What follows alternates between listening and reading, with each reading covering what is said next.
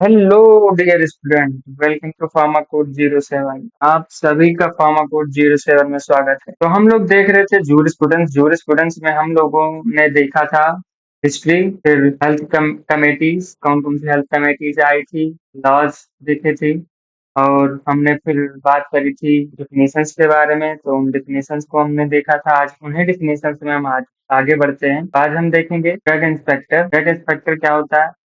Drug inspector जो होता है, एक फार्मेसी लेवल में बहुत अच्छी पोस्ट मानी जाती है। ठीक है, हाई लेवल ए ग्रेड होता है और पावर मिलती है। ठीक है, जिले में एक होता है ड्रग इंस्पेक्टर। ठीक, भोकाल होता है ड्रग इंस्पेक्टर का। ठीक है, तो कोशिश करनी चाहिए, गोल जो है बड़ा रखो, और कोशिश करो कि अगर भी फार्म कर रखे हो आप, तो ड्रग इंस्पेक्टर की एक बार तैयारी जरूर करो। अब देखते हैं ड्रग इंस्पेक्टर कैसे अपॉइंट किया जाता है, कैसे कौन से सेक्शन से उसको पावर मिलती है, इस सेक्शन से वो जो है इंस्पेक्ट करता है। ओके, तो ड्रग इंस्पेक्टर जो होता है वो अपॉइंट कर किया जाता है सेंट्रल या फिर स्टेट गवर्नमेंट के द्वारा, जो कि cosmetic drug and cosmetic act के थ्रू सेक्शन 21 में। ठीक है, जबकि इसकी जो पावर होती है ड्रग इंस्पेक्टर की इंस्पेक्ट करने की, वो होती है सेक्शन 22 के थ्रू, अंडर सेक्शन 22। और जो प्रोसीजर होता है इंस्पेक्शन का, अपॉइंट होने का, तो वो होता है अंडर सेक्शन 23। जबकि जो आयुर्वेद सिद्धा और यूनानी ड्रग इंस्पेक्टर होते हैं, वो सेलेक्ट किए जाते हैं सेक्शन 33 जी के द्वारा। तो ये ड्रग इंस्पेक्टर की सिलेक्शन जो सेक्शन होता है, ठीक है, वो याद रखना। ड्रग इंस्पेक्टर का ये कॉम्पिटेटिव एग्जाम में पूछा जाता है, तो इनको ध्यान में रखना किस सेक्शन के थ्रू कौन सी इसको चीज मिलती है। जैसे कि अपॉइंट होता है सेक्शन 22, सॉरी सेक्शन 21 में, और पावर मिलती है सेक्शन 22 में। ठीक है, आप जो इंस्पेक्शन की पावर है वो कब कौन से सेक्शन मिलती है? 23 में। और यूनानी सिद्धा और आयुर्वेदा वाले 33 जी के थ्रू सेलेक्ट किए जाते हैं। ठीक, फिर बात करते हैं गवर्नमेंट एनालिस्ट की। तो गवर्नमेंट एनालिस्ट जो होते हैं वो भी अपॉइंट किए जाते हैं सेंट्रल या स्टेट गवर्नमेंट के द्वारा, और cosmetic drug and cosmetics action के थ्रू। और इसमें सेक्शन कौन से और किस सेक्शन के द्वारा सेलेक्ट किए जाते हैं? सेक्शन 20 के थ्रू। जो आयुर्वेदा सिद्धा यूनानी के ड्रग इंस्पेक्टर वो सेलेक्ट किए जाते हैं सेक्शन 33F के थ्रू। और जो रिपोर्ट सौंपते हैं गवर्नमेंट एनालिस्ट, वो सेक्शन 25 के थ्रू गवर्नमेंट एनालिस्ट रिपोर्ट भेजते हैं गवर्नमेंट को। फिर ड्रग स्टोर क्या होता है? ड्रग स्टोर जो होता है डिस्प्ले करता है, इसमें रिक्वायर्ड फार्मासिस्ट की जरूरत नहीं पड़ती है, क्वालिफाइड पर्सन की जरूरत नहीं पड़ती, क्योंकि ड्रग स्टोर है तो वो कोई भी अपना खोल सकता है। फिर बात करते हैं शेड्यूल्स की। तो शेड्यूल दो तरह के हैं तुम्हारे, फर्स्ट शेड्यूल और सेकंड शेड्यूल। फर्स्ट शेड्यूल में क्या आता है? जनरली तुम्हारी बुक्स आती हैं, स्टैंडर्ड बुक, ठीक है, स्पेसिफाइड बुक्स, जो आयुर्वेदा सीधा यूनानी बुक्स होती है। और सेकंड शेड्यूल्स में हम लोग देखते हैं 23 शेड्यूल्स जो ऐड किए गए हैं, ABCD वाले शेड्यूल्स। ठीक, उसमें किस अल्फाबेट में कौन सा शेड्यूल होता है, कौन सी एक्ट होती है, उन सब के बारे में हम देखेंगे। फर्स्ट शेड्यूल में क्या होता है? It prescribe the list of books जैसे कि स्पेसिफाइड इन आयुर्वेदा सिद्धा एंड यूनानी books of medicine. First schedule में प्रिस्क्राइब लिस्ट होती है बुक्स की, जो कि स्पेसिफाइड है आयुर्वेदा सिद्धा और यूनानी बुक्स। आयुर्वेदा बुक्स में कौन सी आती हैं? जैसे कि एग्जाम्पल है चरक संहिता, सुश्रुत संहिता, अर्क और प्रकाशा। सिद्धा में आती हैं सिद्धा, विद्या, फिरातु और भोगार, पुली पानी। यूनानी बुक्स में आते हैं कराबादिन, कराबादिन, पदारी, अल कराबादिन। ठीक है, तो ये यूनानी बुक्स हैं, सिद्धा बुक्स हैं और वेदा बुक्स। सेकंड शेड्यूल की बात करते हैं, तो ये प्रिस्क्राइब करते हैं standard to comply complete with by imported drugs and by the drug manufacturer for sales, sold, stocks are exhibited for sale or distributed। Second schedule में हम प्रिस्क्राइब करते हैं स्टैंडर्ड्स, ठीक है, जो कि इंपोर्ट करते हैं ड्रग्स या फिर मैन्युफैक्चर करते हैं ड्रग्स को, सेल करते हैं या फिर स्टॉक को रखते हैं। ठीक है, उनके बारे में हम देखते हैं। तो शेड्यूल्स की बात करते हैं, तो हमारे कितने शेड्यूल्स हैं? 23 शेड्यूल्स जो ऐड किए गए हैं। जैसे कि फर्स्ट शेड्यूल क्या है? ए अल्फाबेटिकल है ये सारे शेड्यूल। तो ए फॉर ए में हम क्या देखते हैं? प्री फॉर्मा or application for the license issue and renewal of license for sending memoranda under the act. A for तो शेड्यूल याद करने का सबसे अच्छा तरीका है, ठीक है, जो हाइलाइटेड है उनको ध्यान में रखो, क्योंकि एग्जैक्ट लाइन आप नहीं याद कर सकते हो शेड्यूल्स की, ठीक, तो वो अगर याद रहेंगी तो आप आसानी से दिमाग में रहेगा कि ए फॉर ये होता है, बी फॉर ये होता है, सी फॉर ये होता है, ठीक। उसी तरह ए फॉर क्या है? Pro forma for application for the licence issue and renewal of licence for sending memoranda under the act.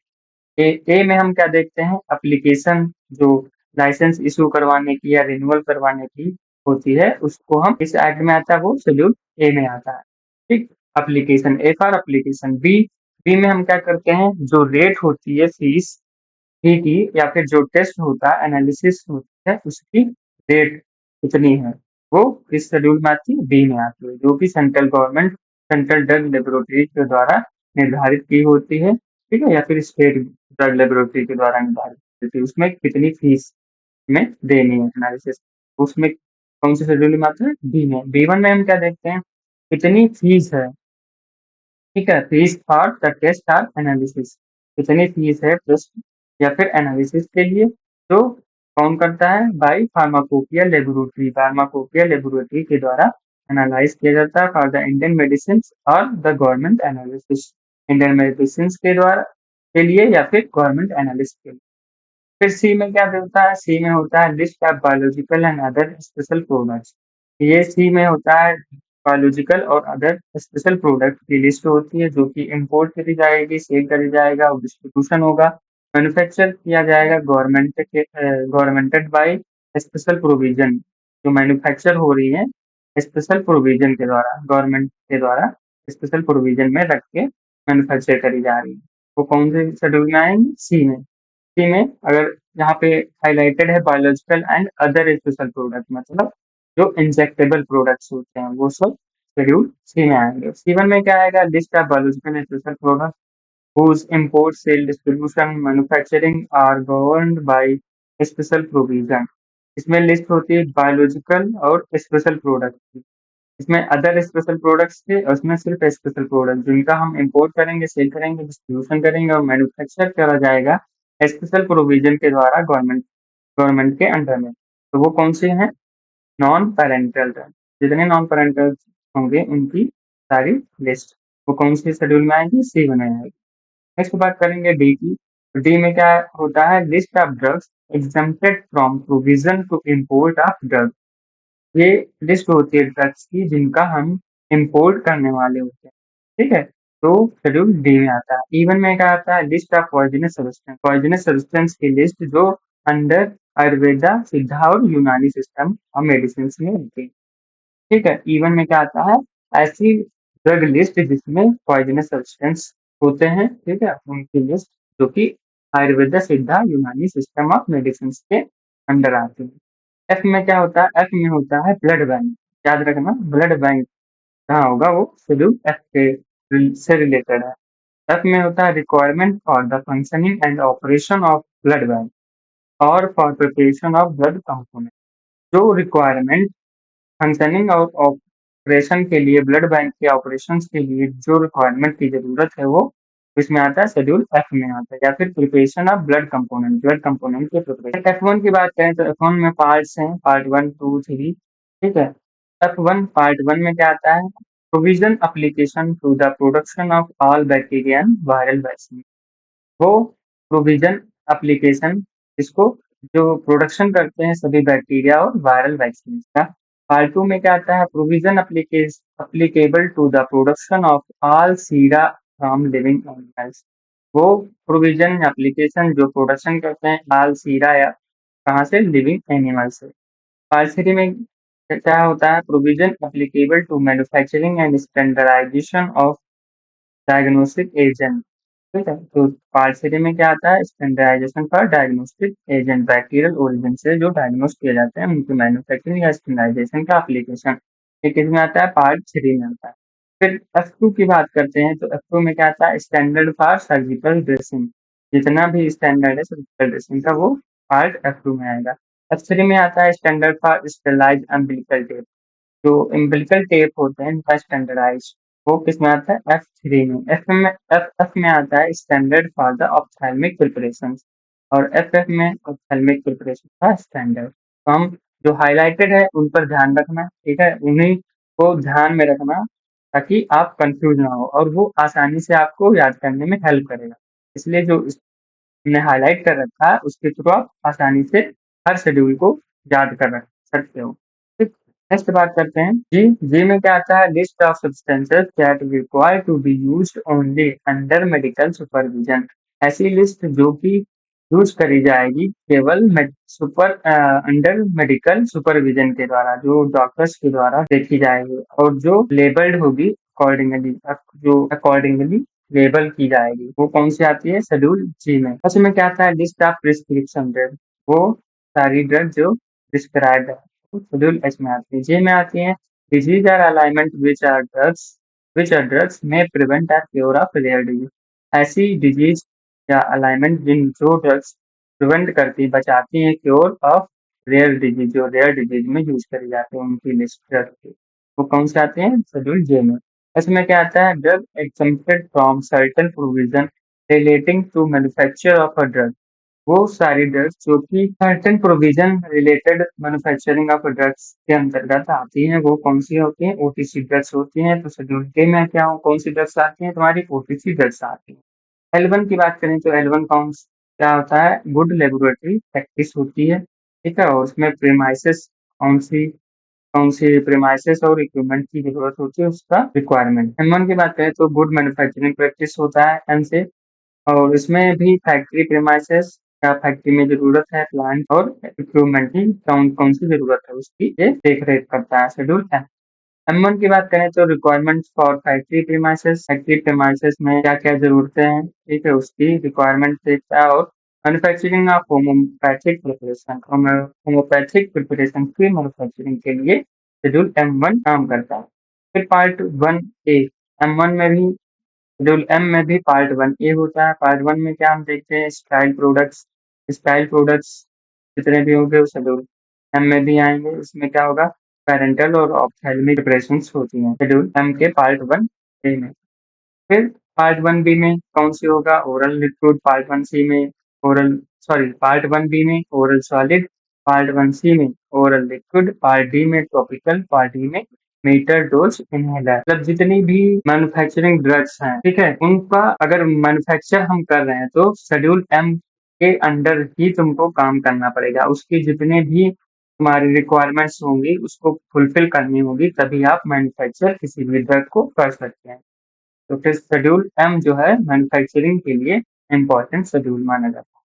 M2 के अंदर क्या आता है? Requirement of factory premises for manufacturing of cosmetic. अगर कॉस्मेटिक की मैन्युफैक्चरिंग करनी है तो M2 तुम्हें शेड्यूल फॉलो करना पड़ेगा फैक्ट्री प्रीमाइसेस के लिए।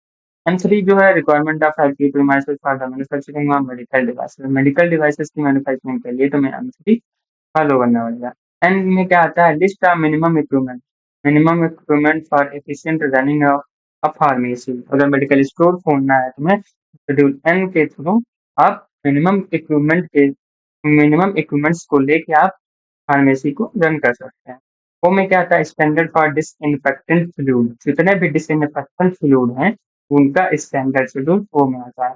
पार्ट 1 की बात करें तो इसमें आता है provision applicable to black and white fluid. जितने भी ब्लैक एंड व्हाइट फ्लूइड हैं उनका प्रोविजन। तो शेड्यूल पार्ट 2 की बात करें तो इसमें आता है applicable to the other fluid, और जितने भी अदर फ्लूइड्स हैं उनका प्रोविजन अप्लीकेबल। फिर पी की बात करें तो लाइफ पीरियड ऑफ ड्रग, कितना एक्सपायरी होती है, कैसे एक्सपायरी, ड्रग्स की लाइफ पीरियड्स इसमें शेड्यूल पी में आती है। P1 की बात करें तो pack size of drug, drug का पैक साइज क्या है वो शेड्यूल पी में आता है। फिर नेक्स्ट क्यू की बात करें तो इसमें आता है list of coal tar colour permitted to be use in cosmetic. कौन सा हम कलर यूज कर रहे हैं? कोल tar, ठीक है, वो कॉस्मेटिक के लिए, तो वो किस में आता है? शेड्यूल क्यू में। Q1 में क्या आता है? List of colour permitted in soap. कौन सा कलर हमारा जो है सोप में यूज होगा उसकी लिस्ट Q1 में आती है। ये क्यू जो है वो कोल tar colour permitted in use in cosmetic, ये ध्यान रखना, ये कॉस्मेटिक के लिए है। Q1 किसके लिए? कोल जो कलर होगा सोप में कौन सा यूज होगा उसकी लिस्ट ये Q1 में आता है। आर में क्या आता है, standard for condom made of double latex and mechanical contraceptive. R में स्टैंडर्ड फॉर कंट्रासेप्टिव्स के लिए होता है। आर1 होता है mechanical, standard for mechanical contraceptive. जो आर1 होगा वो स्टैंडर्ड होगा मैकेनिकल कंट्रासेप्टिव के लिए। एस किसके लिए होता है, स्टैंडर्ड फॉर कॉस्मेटिक। जितना भी स्टैंडर्ड होगा कॉस्मेटिक का वो शेड्यूल एस में आता है। ए में क्या आता है, good manufacturing practice for Ayurveda सिद्धा एंड यूनानी मेडिसिन। जो टी होता है वो डीएमपी होता है, आयुर्वेदा सिद्धा यूनानी मेडिसिन। इसमें पार्ट 1 में है गुड मैन्युफैक्चरिंग प्रैक्टिस, पार्ट 2 ए में होता है लिस्ट होती है मशीनरी इक्विपमेंट की, मिनिमम मैन्युफैक्चरिंग प्रीमाइसेस की, क्या-क्या मैन्युफैक्चरिंग ज़रूरतें हैं, उनकी मिनिमम लिस्ट। और इसके लिए manufacture of various category of Ayurveda सिद्धा यूनानी system of medicine. Various category है आयुर्वेदा सिद्धा यूनानी सिस्टम जो है मेडिसिन की, उनकी मैन्युफैक्चरिंग के लिए।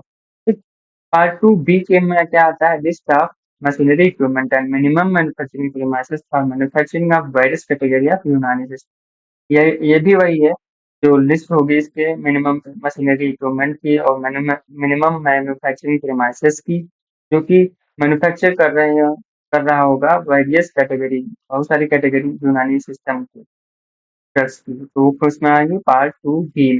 पार्ट 2 ए में क्या आता है, आयुर्वेदा सिद्धा सिस्टम। ठीक है, याद रखना पार्ट 2 ए में आएगा Ayurveda Siddha system of medicine, part 2 B में आएगा यूनानी, और पार्ट 2 सी में क्या आएगा, list of equipment recommended for quality control section. जो लिस्ट होगी इसमें इक्विपमेंट की जो क्वालिटी कंट्रोल सेक्शंस को रिकमेंड करते होगी, वो पार्ट 2 सी में आता है। सी ए में क्या आता है, form of record of utilization of raw material. जितना रॉ मटेरियल होगा, कितना यूटिलाइज किया गया है, कितना बच गया है, उस सब का रिकॉर्ड जो होगा वो सी ए में रखा जाता है बाय आयुर्वेदा सिद्धा यूनानी मैन्युफैक्चरिंग, जो आयुर्वेदा सिद्धा यूनानी मैन्युफैक्चरिंग यूनिट्स में होता है। फिर नेक्स्ट बात करते हैं यू। यू किस लिए होता है, particulates to be shown in manufacturing record. जो मैन्युफैक्चरिंग रिकॉर्ड्स है उसको दिखाने के लिए कौन सा शेड्यूल होता है, यू होता है। Q1 में क्या देखते हैं, particular to be sold in manufacturing raw material and analytical records for cosmetic. यही मैन्युफैक्चरिंग के लिए है, ये किसके लिए है, analytical record for cosmetic. Cosmetic को जो होगा उसका रिकॉर्ड्स जो होगा उसको दिखाने के लिए होता है Q1 में। बी में क्या होता है, स्टैंडर्ड फॉर पेटेंट या प्रोप्राइटरी मेडिसिन। बी में पेटेंट और प्रोप्राइटरी मेडिसिन का स्टैंडर्ड होता है शेड्यूल बी में। डब्ल्यू में क्या होता है, list of drug which is to be marketed under generic name only. जो डब्ल्यू होगा वो जेनेरिक मेडिसिन उसके अंदर आती है, डब्ल्यू में जेनेरिक मेडिसिन होती हैं। फर्स्ट में क्या होता है, list of drug whose import manufacture and sale labelling and packaging are govern by special provision. जो ऐसी ड्रग्स जो जिनका इंपोर्ट, मैन्युफैक्चर या सेल, लेबलिंग और पैकेजिंग जो होगी वो स्पेशल प्रोविजन के द्वारा की जाती है गवर्नमेंट के अंडर, वो शेड्यूल एक्स में आती है ड्रग्स। इसमें ज्यादातर नार्कोटिक ड्रग है। वाई में क्या होता है, वो रिक्वायरमेंट या गाइडलाइन जो कि प्रीमाइसेस के लिए होती हैं, इंपोर्ट और मैन्युफैक्चर करती हैं नए ड्रग्स की सेल्स या क्लिनिकल ट्रायल्स के लिए। जो क्लिनिकल ट्रायल्स या फिर मैन्युफैक्चर होती है नई ड्रग्स, उनकी जो प्रीमाइसेस होती हैं, गाइडलाइंस होती हैं, उनको रिक्वायरमेंट कसमें होता है शेड्यूल वाई के थ्रू। ठीक, तो आज के लिए इतना ही दोस्तों। अगर आप चैनल पे नए हैं तो सब्सक्राइब करें, लाइक करें, शेयर करें, और हम आपको अच्छे से अच्छा क्वालिटी कंटेंट प्रोवाइड करते रहेंगे। धन्यवाद दोस्तों।